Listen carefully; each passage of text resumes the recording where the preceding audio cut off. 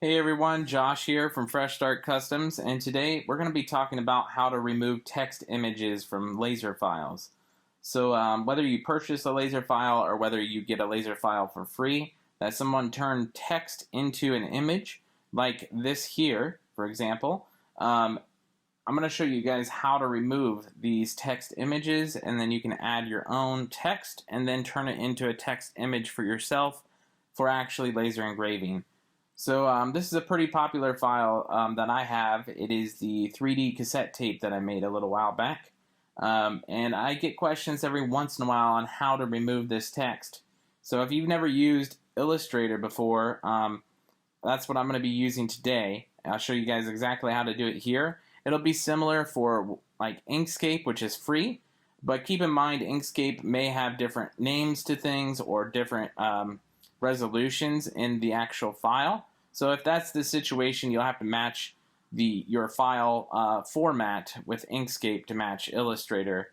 I think Inkscape is 72 dots per inch and Illustrator is 96, but I don't know off the top of my head, so you may have to do some research into that.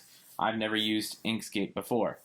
So let's go ahead and jump into this for Illustrator here. As you can see, if you click on this top half of the cassette here, I have it all grouped together. So if I move the file, it'll move together here.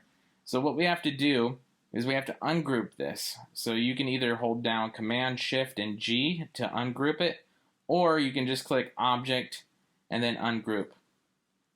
So now on the right hand side you can see all of this kind of expanded here and ungrouped. So now what you can do is you can select just the letters itself and then hit delete.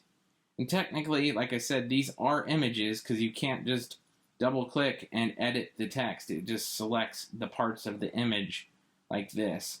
So that's the difference between text and text to image here, or image text.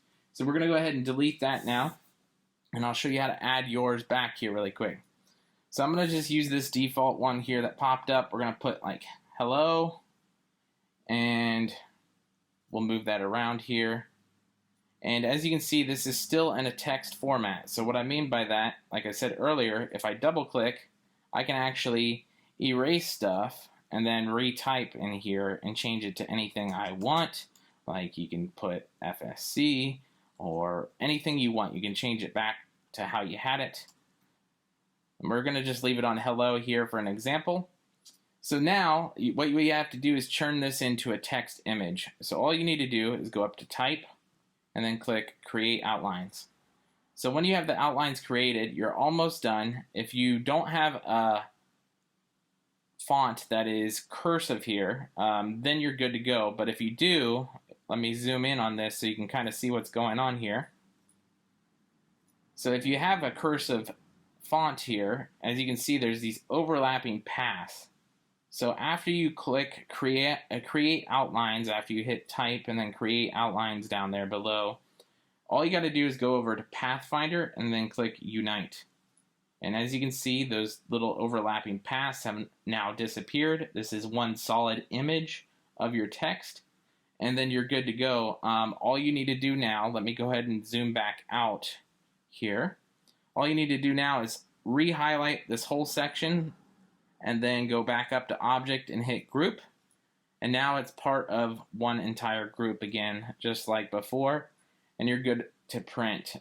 So all you need to do is save this again. So you just go to file and then save or save as and name it whatever you want to name it. And then you upload that to your Glowforge UI. Obviously you're going to have to save this as an SVG file for it to upload to the Glowforge UI properly.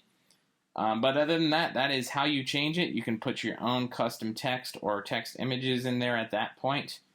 And I hope this video helped you guys out, and we'll catch you guys next time.